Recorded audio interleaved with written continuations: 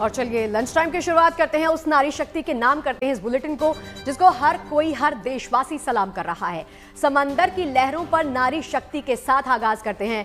आज गोवा नारी शक्ति का गवाह बनने जा रहा है, क्योंकि भारतीय नौसेना की महिला अधिकारी लेफ्टिनेंट कमांडर रूपा ए और लेफ्टिनेंट कमांडर दिलना ने समंदर की लहरों पर इतिहास रच दिया। दोनों ने 8 महीने में समंदर की लहरों पर दुनिया की परिक्रमा को पूरा किया। देश की ये दोनों बेटियां गोवा के मोरमुगांव पोर्ट पहुंच रही हैं। बेटियों को सम्मान देने के लिए रक्षा मंत्री खुद उनके स्वागत के लिए वहां पर पहुंच रहे हैं। उनकी मौजूदगी में फ्लैगिंग सेरेमनी का आयोजन किया जाएगा और इन दोनों जाबाज नौसैनिक अधिकारियों को सम्मानित भी आज किया जाएगा।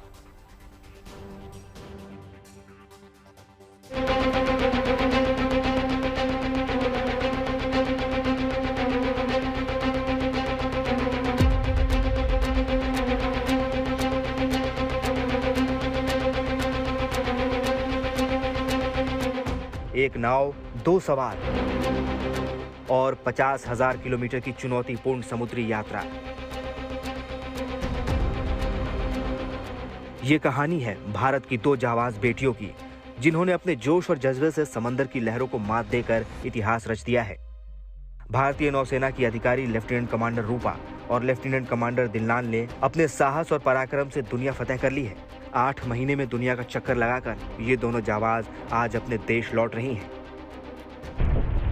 On this occasion, we are doing a small line crossing ceremony by offering some sweets to Lord Varuna and pray for his blessings.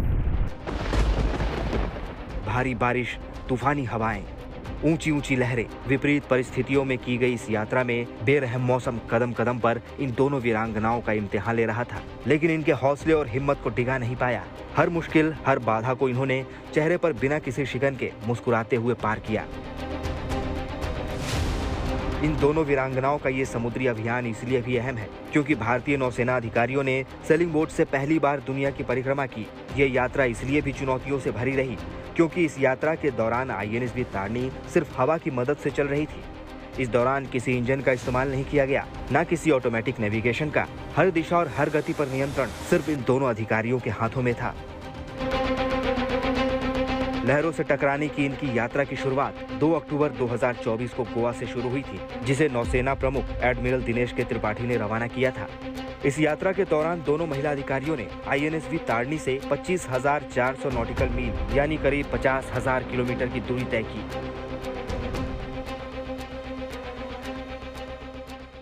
इस दौरान इन्होंने 4 महाद्वीपों, 3 महासागरों और 3 महाकेप्स, Cape of Good Hope, Cape Horn, Cape Leeuwin को पार करते हुए दुनिया के कठिनतम समुद्री मार्गों को चुनौती दी। लेफ्टिनेंट कमांडर रूपा और लेफ्टिनेंट कमांडर दिलनान ने ऑस्ट्रेलिया के फ्लेमेंटल, न्यूजीलैंड के लिटिलटन, फोकलैंड द्वीप की राजधानी पोर्ट स्टेनली और उसके बाद दक्षिण अफ्रीका के केपटाउन बंदरगाहों पर रुककर अपनी जल यात्रा पूरी की। केपटाउन इनकी यात्रा का आखिरी पड़ाव रहा और अब गोवा के मोरमुगांव बंदरगाह पर इनकी यात्रा खत्म हो रही है, जहां से इन्होंने अपनी यात्रा की शुरुआत की थी।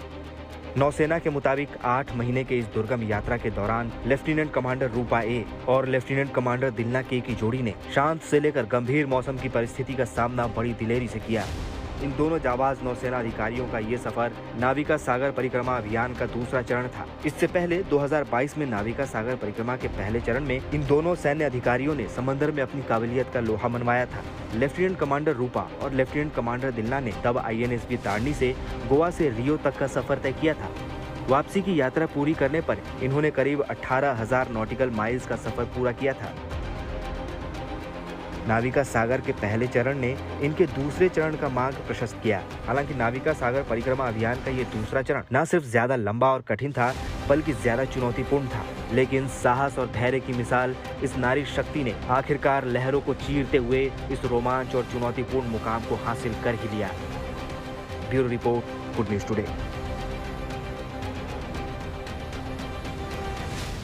और इसी खबर पर ज्यादा जानकारी के लिए गोवा से हमारे सहयोगी रितेश देसाई ज्यादा जानकारी के लिए जुड़ गए हैं। रितेश, अब कार्यक्रम कितने बजे होने वाला है और उसको लेकर वहां तैयारियां कैसी हो गई हैं? कि साउथ इंडिया में पूरी तरह से मानसून ने दस्तक दिया है, घने बादल है और इसमें उनकी करीबन 8 महीने का जो सफर है आज पूरा होने वाला है।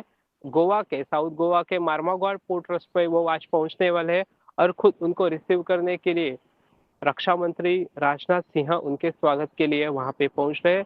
करीबन 4 से 5 बजे के दौरान INSV तरिनी गोवा पहुंच रही है। विंग कमांडर रूपा और दिलना गोवा पहुंच रहे। करीबन उनका जो सफर था वो 2 अक्टूबर 2024 को शुरू हो गया था और इन सफर के दौरान उन्होंने करीबन 50,000 किलोमीटर का जो सफर है वो तय किया है।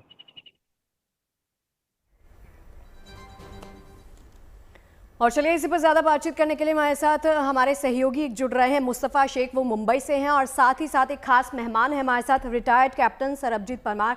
सरबजीत सर, बहुत बहुत स्वागत है आपका गुड न्यूज टुडे पर। सर, इस पूरी न्यूज को जब से हम सुबह से दिखा रहे हैं ना, इसको ना सिर्फ नारी शक्ति के सम्मान के तौर पर देखा जा रहा है बल्कि देश की एक बड़ी उपलब्धि के तौर पर भी देखा जा रहा है। मैरीटाइम हिस्ट्री के लिए आप इसको कितने बड़े दिन के तौर पर देखते हैं? और मैं यहाँ पर बैठे बैठे आई थिंक गूज़बम्प्स फील कर रही हूँ कि 8 महीने का सफर, मुश्किल सफर, 50,000 किलोमीटर, इतनी चुनौतियां, इतने चैलेंजेस कैसे पार किए होंगे, कैसे संभव हुआ, कैसे देखते हैं आप इसको? आपका टेक क्या है इस पर?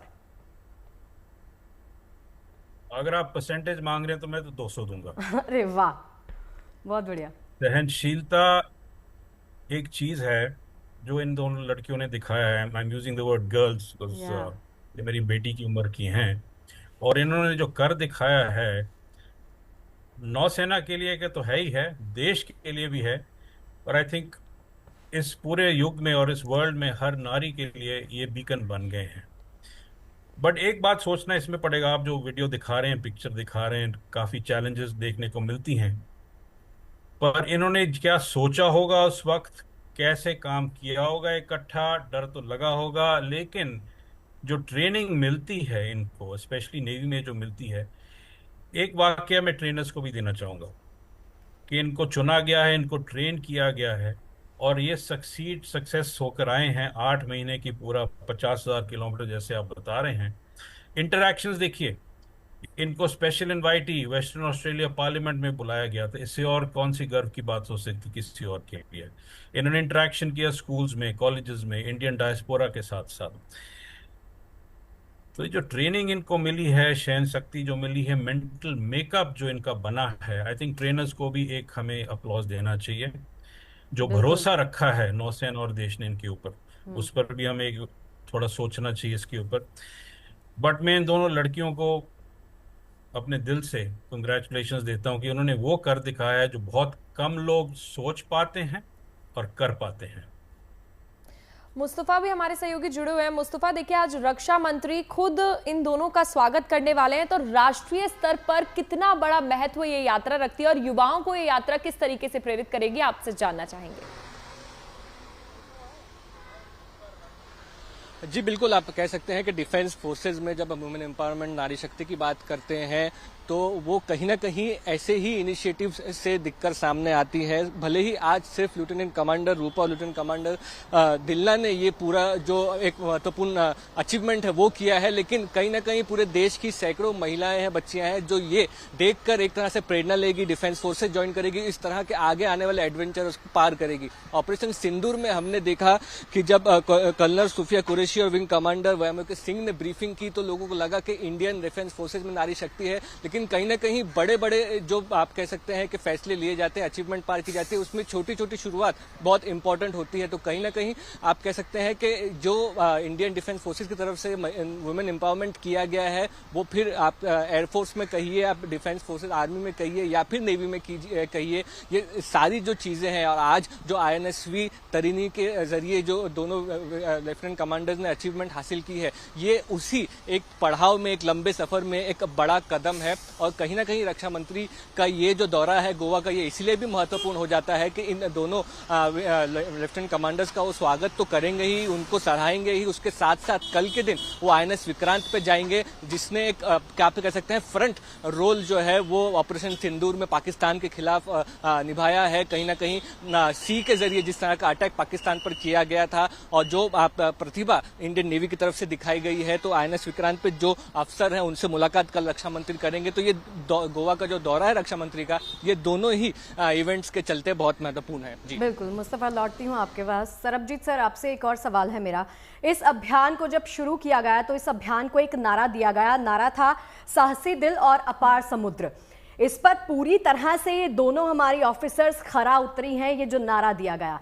अब मैं आपसे ये समझना चाहती हूँ, क्योंकि नेवी से आप ताल्लुक रखते हैं, आप समझते हैं उन चीज़ों को, जब इस चीज़ों के लिए आपको ट्रेन किया जाता है, जब ये प्रोसेस से आप गुजरते हैं, तो वो कितना डिफिकल्ट होता है या आसान होता है? मेंटली आपने बात किया कि mentally you have to be prepared all the time to face the challenges, तो ये दोनों कितना प्रिपेयर रही होंगी? आई एम श्योर कि बहुत सारे चैलेंजेस, बहुत क्रूशल चैलेंजेस आए होंगे, कैसे फेस करते हैं आप?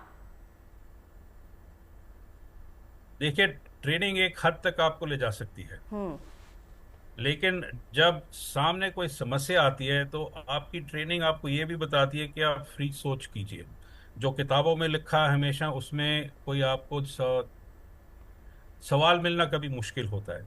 So the better part is innovation, कि क्या आपके पास क्या चीज़ है, उसको कैसे यूज़ करना है, उसमें कॉमन सेंस लगता है, उसमें नॉलेज लगता है। एंड ये दोनों लेफ्टिनेंट कमांडर्स ने ऐसे काफ़ी इंसिडेंट्स हुए होंगे कि इनके पास कोई लिखा हुआ जवाब नहीं था, लेकिन उन्होंने फिर भी सोच समझ के उसको पार कर लिया है।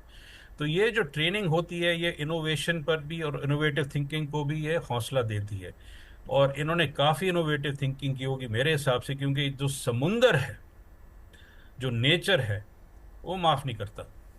बिल्कुल। चलिए आप दोनों के पास लौटते हैं। अब एक जी सर कंप्लीट कीजिए, आप कंटिन्यू कीजिए। हर चीज के लिए सोच समझ के करना चाहिए, क्योंकि यहाँ पर जान का खतरा है। याद रखिए, इनके पास कोई सपोर्ट नहीं था, सिर्फ एक दूसरे थे। ये एक दूसरे का सपोर्ट था और भरोसा था, एंड द ट्रस्ट फैक्टर सबसे ज्यादा बिल्कुल इंपॉर्टेंस लेता है। बिल्कुल बिल्कुल सर, वही सपोर्ट भरोसे के साथ ही ये यात्रा पूरी हो पाई है। अब वो रूट अब आपको दिखा देते हैं कि कैसे लेफ्टिनेंट कमांडर रूपा और लेफ्टिनेंट कमांडर दिलना ने समंदर की लहरों पर इतिहास रचा। ये सफर गोवा से पिछली साल 2 अक्टूबर को शुरू हुआ था, और इस मिशन का पहला पड़ाव ऑस्ट्रेलिया का फ्रीमेंटल था, जो कि ऑस्ट्रेलिया के पश्चिमी तट पर स्थित है।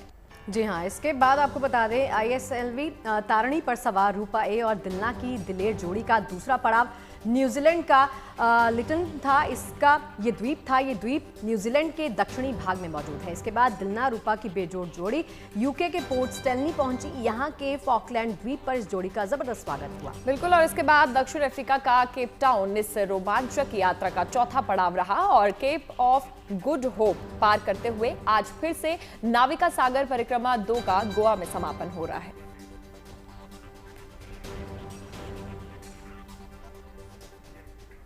और चलिए मुस्तफा के पास चलते हैं एक बार फिर से। बिल्कुल मुस्तफा, और आपसे समझना चाहेंगे कि मुस्तफा देखिए, इस यात्रा के दौरान पर मौसम से संबंधित चैलेंजेस भी जरूर आए होंगे, तो उनको किस तरीके से उन्होंने पूरा किया होगा? जी बिल्कुल, देखिए सरबजीत सर भी इसी बात को बता रहे थे, और हमने भी ये दर्शकों की बात की कि कहीं ना कहीं सेलिंग जो हो रही थी, ये आप किसी न किसी भी तरीके से ऑटोमेटेड मशीन को लेकर नहीं, हवाओं के विंड जो फोर्स है उसको एक नेविगेट करते हुए पूरी चीज हो रही थी। कहीं जो मौसम है वो हर जगह पर, आप दुनिया का चक्कर लगा रहे हैं, 50,000 किलोमीटर का जो सफर है वो तय कर रहे हैं, तो कहीं ना कहीं हर जगहों पर जो वेदर कंडीशन है वो अलग होती है। और ग्रेट केप्स नामक जो समुद्री इलाका है वहां पर अक्सर ये देखा जाता है कि कई तूफान और मौसम जो है वो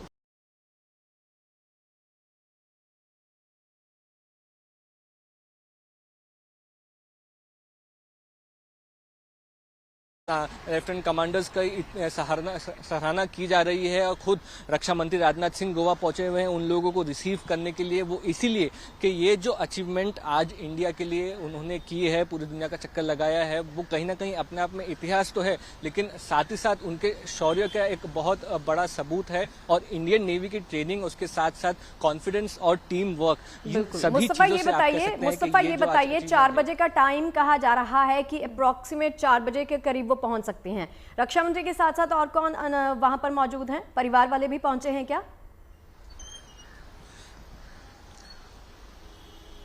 जी बिल्कुल, 4:15 से 6 बजे तक का एक टाइम विंडो जो है वो दिया गया है मार्मो गोवा पोर्ट पर, जहां पर रक्षा मंत्री मौजूद हैं। उसके साथ साथ इंडियन नेवी के जो वरिष्ठ अधिकारी हैं वो गोवा पहुंचे हुए हैं। परिवार के जो लोग हैं, दोनों ही लेफ्टिनेंट कमांडर्स के, वो पहुंचे हुए हैं। और साथ ही साथ आप कह सकते हैं कि जो नेवी टीम है गोवा की वो वहां पर है। और क्योंकि सिर्फ गोवा वेस्टर्न नेवल कमांड के लिए नहीं, इंडियन नेवी के लिए एक बहुत बड़ा अचीवमेंट का एक क्षण है।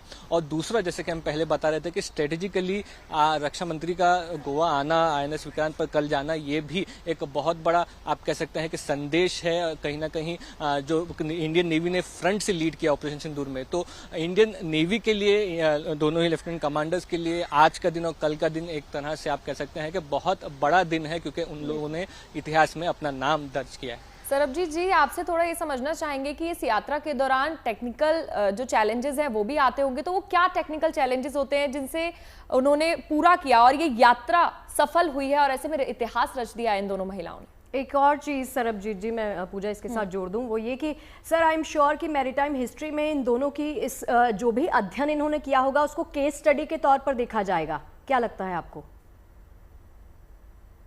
तो पहले तो इन दोनों ने इतिहास रचा है और इतिहास से सबक सीखने वाले हमेशा सफलता कायम करते हैं। बिल्कुल। तो ये तो ये जरूरी है कि लेसन्स लर्न किए जाएंगे इनसे, इनके एक्सपीरियंसेस नोट किए जाएंगे।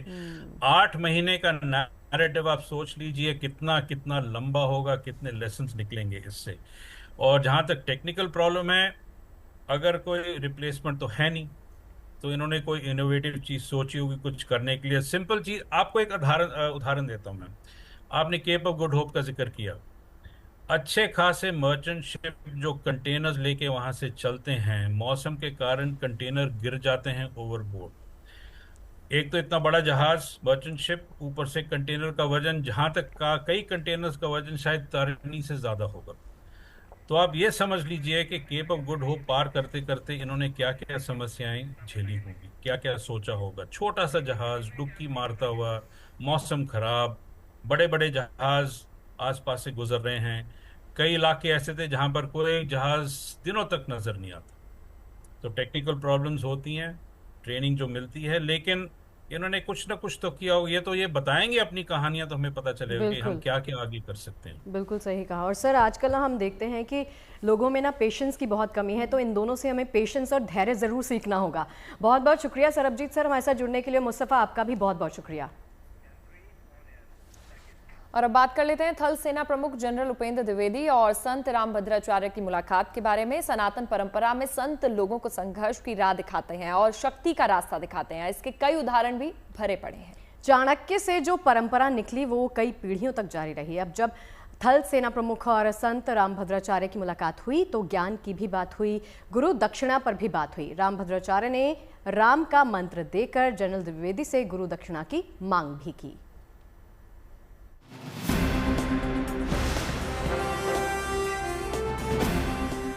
शक्ति या ताकत यूं तो शासन और शोषण का साधन मानी जाती है, लेकिन हिंदुस्तान की पतित पावन भूमि में ये त्याग और वैराग्य का द्वार होती है। हिंदुस्तान में शक्ति का चरमोत्कर्ष साधना का मार्ग प्रशस्त करता है। इसका एक अनुपम उदाहरण तब देखने को मिला जब ऑपरेशन सिंदूर के तहत पाकिस्तान स्थित आतंकवादियों के 9 ठिकानों को कब्रगाह में तब्दील करने के 22 दिन बाद हमारे थल सेना अध्यक्ष जनरल उपेंद्र द्विवेदी अपनी पत्नी के साथ भगवान राम की तपोभूमि चित्रकूट पहुंचे। चित्रकूट पहुंचकर जनरल उपेंद्र द्विवेदी ने तुलसी पीठाधीश्वर जगतगुरु रामभद्राचार्य से शिष्टाचार मुलाकात की। थल सेना अध्यक्ष और जगतगुरु रामभद्राचार्य की ये अनूठी मुलाकात त्रेता युग के उस पावन दृश्य की याद ताजा कर गई जिसमें महर्षि विश्वामित्र और भगवान राम की मुलाकात हुई थी। त्रेता में महर्षि विश्वामित्र ने भगवान राम से गुरु दक्षिणा के रूप में ऋषियों के यज्ञ में विघ्न डालने वाली राक्षसी ताड़का का वध करने की मांग की थी और रामभद्राचार्य ने उन्हें राम का मंत्र देकर जनरल द्विवेदी से गुरु दक्षिणा में पीओके की मांग कर दी। यही सेना प्रमुख का सम्मान करने में मुझे भी बहुत बड़ी गौरव की अनुभूति हुई। उन्होंने मुझसे उसी मंत्र की दीक्षा ली जो मंत्र सीता जी ने हनुमान जी को लंका के विजय के लिए दिया था। मैंने भी उनसे पीओके की दक्षिणा मांगी कि पाक अधिकृत में हमें मिलना चाहिए। उन्होंने कहा निश्चित मिलेगी आपको दक्षिणा। संत और शक्ति का ऐसा मिलन आपको हिंदुस्तान की पावन भूमि के अलावा दुनिया में कहीं और देखने को नहीं मिलेगा। पड़ोसी मुल्क पाकिस्तान में तो सेना के बड़े अधिकारी आतंकवादियों के जनाजे पर मरसिया पढ़ते नजर आते हैं और वहां के सेनाध्यक्ष जनरल असीम मुनीर आतंकवादियों के लिए एक शोक संदेश भेजते हैं। लेकिन हिंदुस्तान के जनरल दुश्मनों को मटियामेट करने के बाद अपनी जीत को एक संत के चरणों में समर्पित करने के लिए चित्रकूट पहुंच जाते हैं। और कितनी बड़ी बात है कि रामभद्राचार्य राम नाम का गुरु मंत्र देने के बाद गुरु दक्षिणा के रूप में जनरल द्विवेदी से सांसारिक सुख सुविधा का कोई सामान नहीं बल्कि पीओके की मांग करते हैं। रामभद्राचार्य से जब पूछा गया कि वो पड़ोसी पाकिस्तान को क्या संदेश देना चाहते हैं तो सुनिए उन्होंने क्या कहा। पाक को कुछ नहीं संदेश क्या दूं पाक को?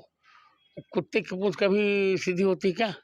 आगे अगर हमला करता है फिर कोई आतंकवादी घटना बस तब देना चाहिए। उचित सबक हो तब नक्शे से मिट जाएगा। रामभद्राचार्य का ये अलौकिक आत्मविश्वास, त्याग और वैराग्य का पावन प्रतिफल है। सेनाध्यक्ष का शिष्यत्व स्वीकार करने के बाद भी उनके मन में भारत की अस्मिता की रक्षा और व्यापक लोक कल्याण की कामना से बड़ी कोई चीज नहीं है। Venkatesh Dwivedi, Chitrakoot, good news today.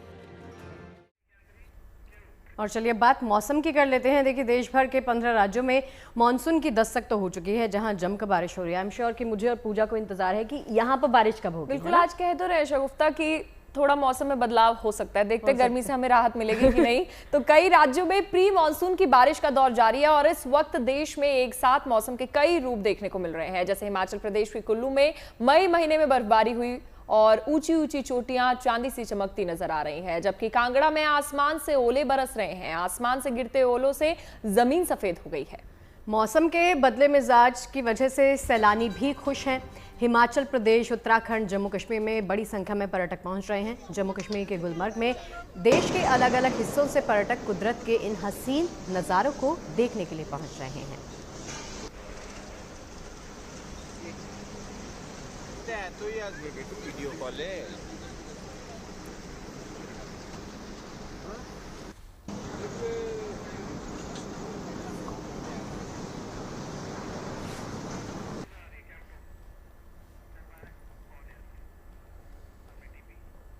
तो वहीं हिमाचल प्रदेश में कई इलाकों में जबरदस्त बरसात हो रही है। यहां पर कांगड़ा वैली में भी जमकर बारिश के साथ ओले गिरे, जिसके चलते तापमान में भी काफी कमी देखी गई।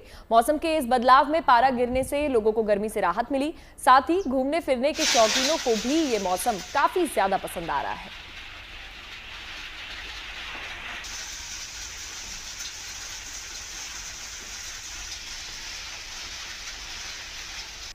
बदलते मौसम का कुछ इसी तरह का आलम हिमाचल प्रदेश के कुल्लू में भी देखने को मिला, जहां कुल्लू की ऊंची चोटियों पर ताज़ा बर्फबारी ने लोगों को भीषण गर्मी से राहत दी। निचले इलाकों में इन दिनों ज़बरदस्त गर्मी पड़ रही थी, लेकिन अब वातावरण में ठंडक हो जाने से यहां पर्यटकों की आमद बढ़ जाएगी। स्थानीय लोग इसीलिए काफ़ी ज़्यादा खुश देखे जा सकते हैं।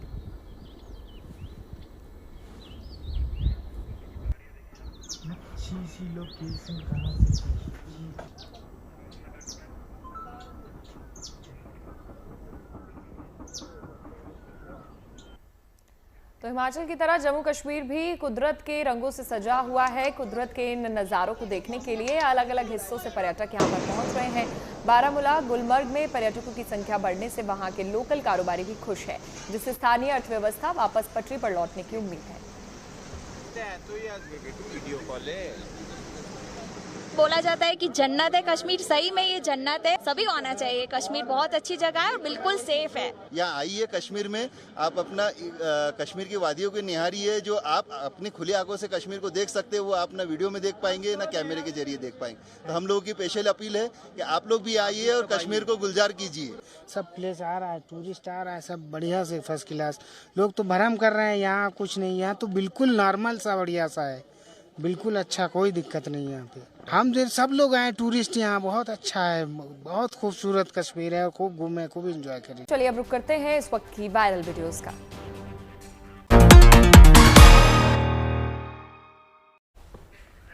सोशल मीडिया पर पपी और तितली का ये प्यारा सा वीडियो देख लीजिए, खूब वायरल है। वायरल वीडियो में देखा जा सकता है पपी घर के बाहर आराम फरमा रहा होता है, तभी वहाँ एक तितली पहुँचती है और पपी के ऊपर मंडराने लगती है और वो पपी को खेलने के लिए बार बार कहती है।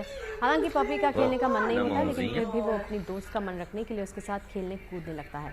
गौर करने वाली बात यह है कि पपी एक बार फिर तितली को नुकसान पहुँचाने के बारे में नहीं सोचता।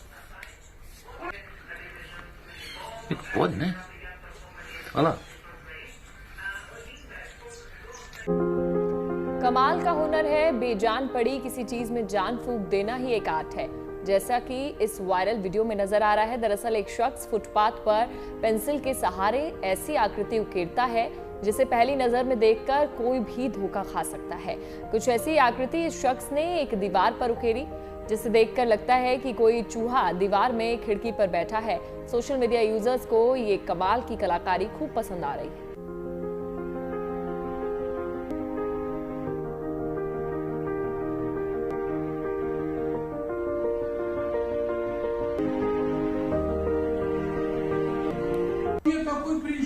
जरा गौर करिए, अगर अचानक से आपके सामने कोई भालू आ जाए तो आप क्या करेंगे?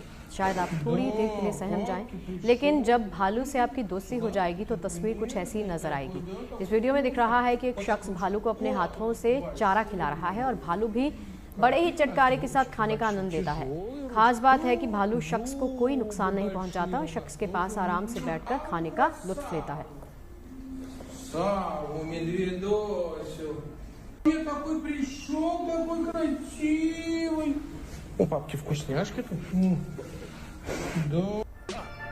अब आपको डॉग की समझदारी दिखाते हैं। सोशल मीडिया पर वायरल इस वीडियो में दिख रहा है कि डॉग पानी पीने के लिए किसी का सहारा नहीं लेता, बल्कि पानी का नल खोलकर खुद पानी पीता है और अपनी जिम्मेदारी निभाते हुए पानी पीने के बाद नल को बंद भी कर देता है। सोशल मीडिया यूजर्स डॉगी की समझदारी की तारीफें कर रहे हैं।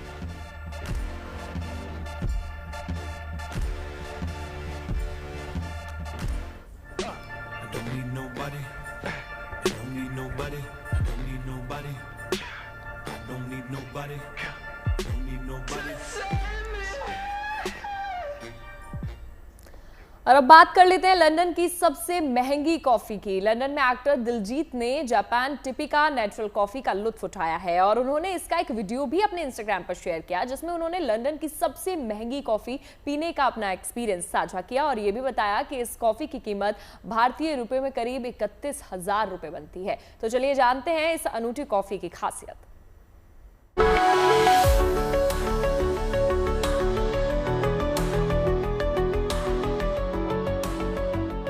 चाय की चाह और कॉफी की दीवानगी की बात ही निराली है। माहौल कुछ भी हो, मौका कोई भी हो, अगर एक एक कप चाय कॉफी हो जाए तो क्या ही कहना। बस कुछ इसी चाह के साथ एक्टर और सिंगर दिलजीत दोसांझ लंदन में एक कॉफी शॉप पर पहुंचे, जहां उन्होंने लंदन की सबसे महंगी कॉफी ऑर्डर की, जिसकी कीमत भारतीय रुपयों में करीब 31,000 रुपए बनती है। दिलजीत थोड़ी देर कैफे में इंतजार करते हैं, जिसके बाद उनकी कॉफी आती है। अब कॉफी इतनी महंगी है तो लाजमी है सर्व करने का अंदाज अनोखा ही होगा। वेटर दिलजीत के पास आता है और उन्हें कॉफी सर्व करते करते इस कॉफी की खासियत भी बता जाता है। दिलजीत दोसांझ ने जिस कॉफी पर करीब 31,000 रुपए खर्च किए वो जापान टिपिका नेचुरल कॉफी है, जिसे जापान में प्राकृतिक रूप से उगाई जाती है, यानी कि इसे उगाने में किसी तरह के रसायन या कीटनाशक का इस्तेमाल नहीं किया जाता। ये कॉफी उच्च गुणवत्ता वाली कॉफी बीन्स से बनाई जाती है। इसकी खासियत ये है कि इसे सिर्फ जापान की जलवायु और मिट्टी में ही उगाया जा सकता है। ये कॉफी अपने अनोखे स्वाद के लिए जानी जाती है, जिसमें हल्का मीठा और थोड़ा खट्टा स्वाद होता है। वैसे इस कॉफी का क्रेज तो है, तभी तो जापान टिपिका नेचुरल कॉफी के स्वाद और सुगंध का आनंद लेने के लिए लोग विशेष रूप से कप और तकनीकों का भी सहारा लेते हैं।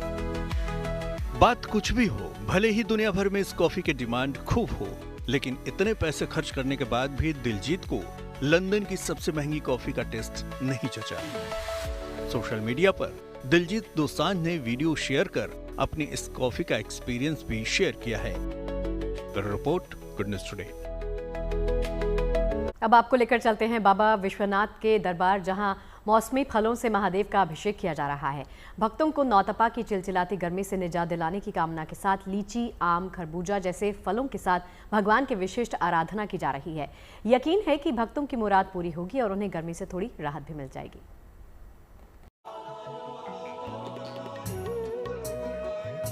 बाबा विश्वनाथ का मौसमी फलों से अभिषेक, नौतपा से भक्तों को निजात दिलाने की कामना। देश में वक्त से पहले मॉनसून दाखिल हो चुका है। केरल, महाराष्ट्र समेत देश के कई हिस्सों में बारिश लोगों को गर्मी से निजात दिला चुकी है। लेकिन कई इलाके अब भी नौतपा की भीषण गर्मी का सामना कर रहे हैं। लिहाजा भक्तों को गर्मी से राहत दिलाने की कामना के साथ वाराणसी के बाबा विश्वनाथ मंदिर में मंत्रों के साथ महादेव का मौसमी फलों से अभिषेक किया गया।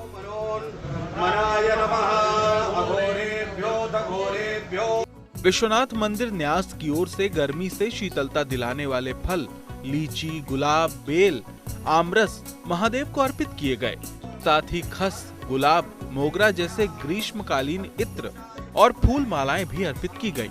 इस भाव से की गई पूजा न सिर्फ आस्था का प्रतीक है, बल्कि प्रकृति और मन की संतुलन साधना भी है। सनातन आस्था में यकीन करने वालों का मानना है कि आराध्य को अर्पित सामग्री आराधक में भी प्रभाव पैदा करती है और उन्हें चिलचिलाती गर्मी से ठंडक मिल सकेगी। जीवों के आराध्य देव भगवान महादेव से जब हम प्रार्थना करते हैं तो आराध्य और आराधक का जो ऐक्य है वह सनातन धर्म के भक्ति पंथ की प्रमुखता है, जिसमें आराधक आराध्य से अपना ऐक्य स्थापित कर लेता है और यह मानता है कि आराध्य को जो हम अर्पित करते हैं उसका फल हमें प्राप्त होता है।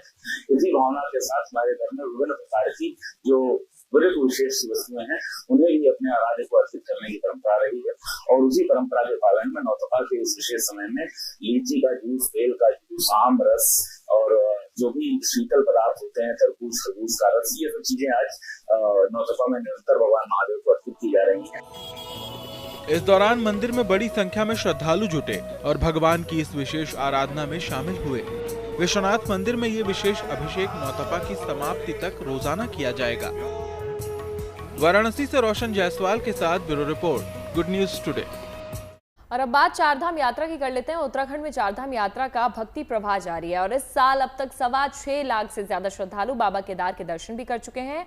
और वहीं बद्रीनाथ धाम में खराब मौसम के बावजूद तीर्थयात्रियों का पहुंचना अभी भी जारी है। अब तक 4,35,000 से ज्यादा भक्त बद्री विशाल के दर्शन का लाभ उठा चुके हैं।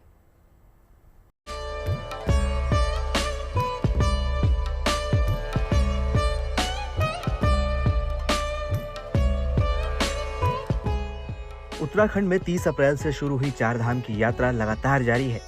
चाहे मौसम कैसी भी हो, रास्ते की चुनौतियां कितनी भी मुश्किल क्यों ना हो, धाम में पहुंचने के लिए हर तीर्थयात्री लालायित है।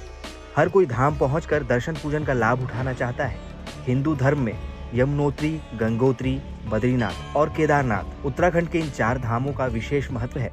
शास्त्रों के मुताबिक 4 धाम की यात्रा करने से व्यक्ति के सभी पाप नष्ट हो जाते हैं और व्यक्ति जन्म और मरण के चक्र से मुक्त हो जाता है। चारों धामों में केदारनाथ धाम में सबसे ज्यादा श्रद्धालु उमड़ रहे हैं। इस साल अब तक 6,25,000 से ज्यादा तीर्थयात्री बाबा केदार के धाम पहुंच चुके हैं। बुधवार 28 मई की बात करें तो यहाँ 25,128 श्रद्धालु पहुँचे। इनमें 16,143 पुरुष, 8,670 महिलाएं और 315 बच्चे शामिल थे। बद्रीनाथ धाम की बात करें तो बारिश के बावजूद यहाँ तीर्थयात्रियों का पहुंचना जारी है। चमोली और बद्रीनाथ धाम में मौसम का रुख बदला हुआ है। बारिश के साथ ही ठंड बढ़ गई है, पर श्रद्धालुओं के उत्साह में कोई कमी नहीं है। लोग छाता और बरसाती लेकर धाम पहुंच रहे हैं। इस साल अब तक 4,35,000 से ज्यादा श्रद्धालु भगवान बद्री विशाल के दर्शन कर चुके हैं। बुधवार 28 मई को यहाँ 18,935 तीर्थयात्री दर्शन के लिए पहुंचे। बारिश और ठंड के बावजूद श्रद्धालु भगवान बद्री विशाल के दर्शन के लिए लंबी कतारों में खड़े दिखाई दिए। मौसम विभाग ने पहाड़ों में 1 जून तक येलो अलर्ट जारी किया है। श्रद्धालुओं को जरूरी एहतियात बरतने के लिए भी कहा गया है। 4 धाम यात्रियों को जूते, जैकेट और ऊनी कपड़े साथ रखने की सलाह दी गई है। तेज बारिश और खराब मौसम में यात्रा नहीं करने के लिए कहा गया है। बारिश के दौरान नदी नालों के पास जाना जोखिम भरा हो सकता है, इसीलिए यात्रियों को सावधान रहने के लिए कहा गया है। उधर सिखों के सबसे पवित्र स्थलों में से एक श्री हेमकुंड साहिब में भी तीर्थयात्रियों का तांता लगा हुआ है। इस साल कपाट खुलने के बाद से अब तक 9,174 तीर्थयात्री हेमकुंड साहिब के दर्शन कर चुके हैं। कड़ाके की ठंड और मौसम की दुश्वारियों के बीच 28 मई को यहाँ 1,484 तीर्थयात्री पहुँचे। हेमकुंड साहिब गुरुद्वारा समुद्र तल से 15,000 फीट की ऊंचाई पर है। हर साल 5 से 6 महीनों के लिए ये गुरुद्वारा खुला रहता है, आमतौर पर मई से अक्टूबर तक। अक्टूबर में सर्दियों के मौसम में ये बंद हो जाएगा। इस दौरान ये पूरा इलाका बर्फ से ढका रहता है और तीर्थयात्रियों के लिए यहाँ आना असंभव हो जाता है। लेकिन फिलहाल 5 से 6 महीने तक ये धाम श्रद्धालुओं से गुलजार रहेगा। Bureau report, good news today. Ayodhya में फिर से इतिहास बनने जा रहा है। श्री राम मंदिर में होने वाले अनुष्ठान और महाआयोजन की गूंज पूरे देश में सुनाई देने वाली है। मंदिर परिसर के 8 मंदिरों में प्राण प्रतिष्ठा की भव्य तैयारी चल रही है। 2 जून को सरयू जल कलश यात्रा से उत्सव की शुरुआत होगी, जो 5 जून तक चलेगा।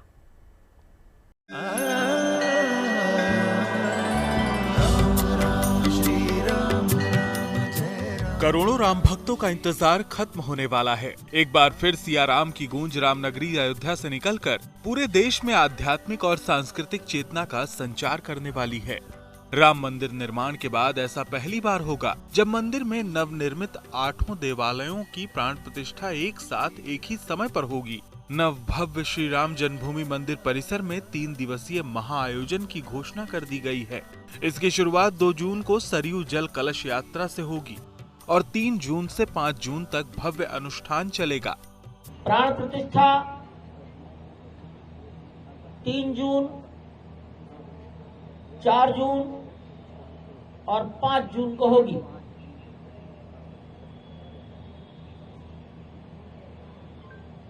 प्राण प्रतिष्ठा का कार्यक्रम दीनदयाल उपाध्याय नगर, वाराणसी के निकट दीनदयाल उपाध्याय नगर के कर्मकांडी विद्वान जयप्रकाश जी कराएंगे। श्री राम जन्मभूमि तीर्थ क्षेत्र ट्रस्ट ने पूरे कार्यक्रम का ऐलान किया। इसके मुताबिक 2 जून सरयू जल कलश यात्रा शाम 4 बजे से होगी। 3 जून से 5 जून तक त्रिदिवसीय पूजा अनुष्ठान सुबह 6:30 बजे से शाम तक चलेगा। 5 जून को प्राण प्रतिष्ठा सुबह 11:25 से होगी। सभी अनुष्ठान 5 जून को दोपहर 1 बजे तक पूर्ण होंगे। वो आचार्य होंगे जयप्रकाश जी 5 अगस्त 2020 को भी यहाँ भूमि पूजन के समय उपस्थित थे। 22 जनवरी 2024 को भी जयप्रकाश जी बुलाए गए थे, इसलिए अब उन्हीं को सारे पूजन की दायित्व सौंपा गया है। उनका सहयोग करेंगे बस्ती जिले के एक विद्वान।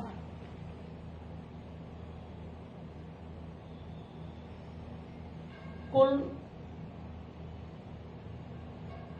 101 वैदिक प्राण प्रतिष्ठा के आयोजन में भागीदारी करेंगे भिन्न भिन्न प्रकार से।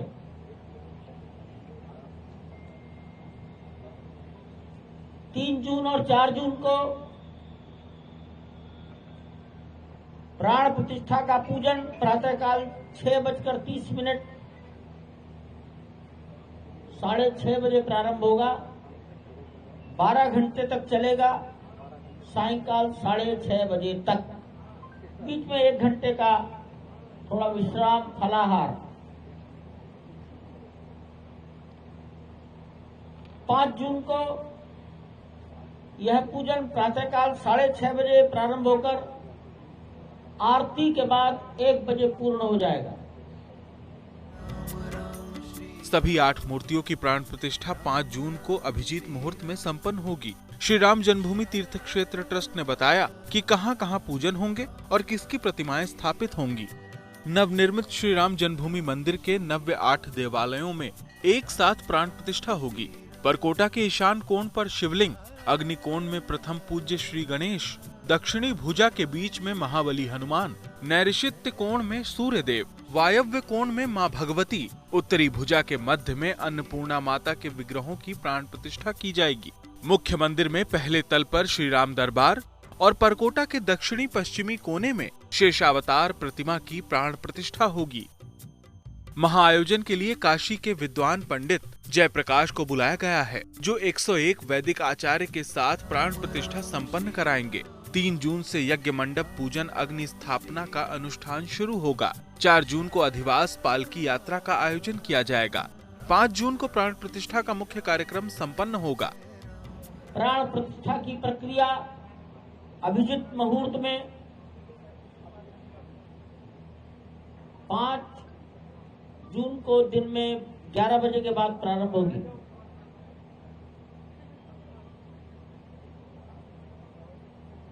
उत्तर प्रदेश के माननीय मुख्यमंत्री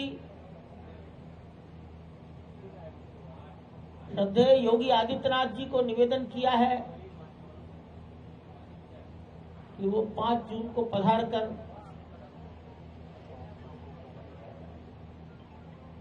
कार्यक्रम को यश प्रदान करें।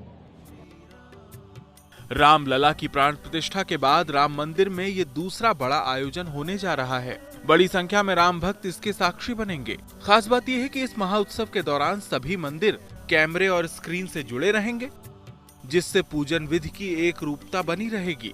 LED स्क्रीन पर श्रद्धालु पूरे अनुष्ठान को देख सकेंगे।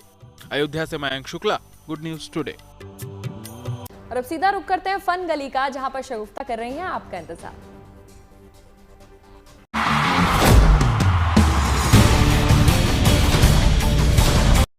पंजाबी आ गए ओए ते छा गए ओए। देखिए पंजाबियों की तो खासियत ये है कि जहां भी जाते हैं ना छा जाते हैं पूरी तरह। फन गली में सबसे पहले इस सीजन की पंजाब की टीम का एकदम धमाल कैसे मचाया है वो दिखाते हैं। जिस अंदाज में ये टीम खेली है ना, इस साल खिताब की प्रबल दावेदार है। मैदान पर जबरदस्त एक्शन के बाद देखिए पंजाब के शशांक सिंह का टशन कैसा है।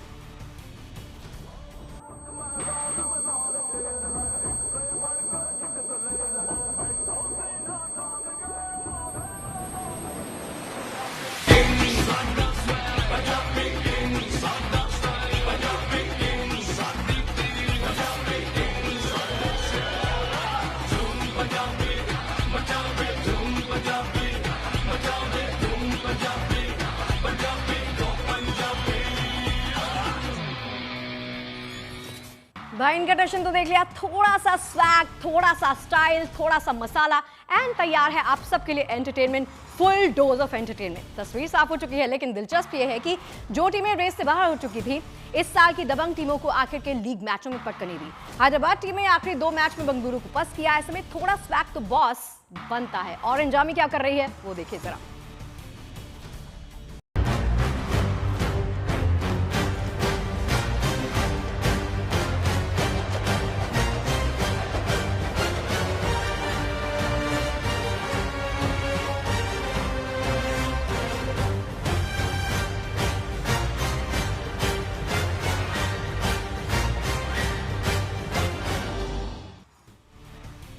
Let's have some swag। इस सीजन मुंबई ने जबरदस्त गेम दिखाया है, लेकिन एन वक्त पर पंजाब ने मुंबई को ओवरटेक किया, टॉप पर पहुंच गई। लिहाजा अब मुंबई को प्लेऑफ में एलिमिनेटर तो खेलना पड़ेगा, लेकिन मुंबई टोली को पूरा भरोसा है कि उसके सुपरमैन प्लेऑफ में अपनी सुपर पावर जरूर दिखाएंगे।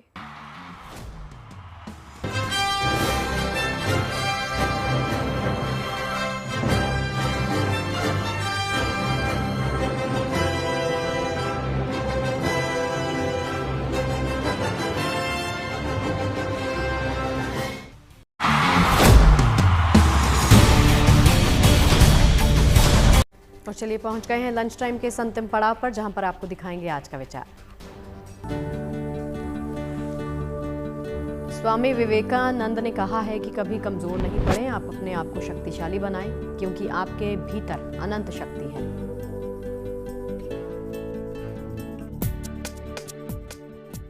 और इसी के साथ लंच टाइम में आज के लिए बस इतना ही। हम दोनों को इजाजत दीजिए। मुलाकात होगी आप सभी के साथ अब कल। परोसेंगे अच्छी और दिलचस्प खबरें आप सभी को। देखते रहिए गुड न्यूज टुडे।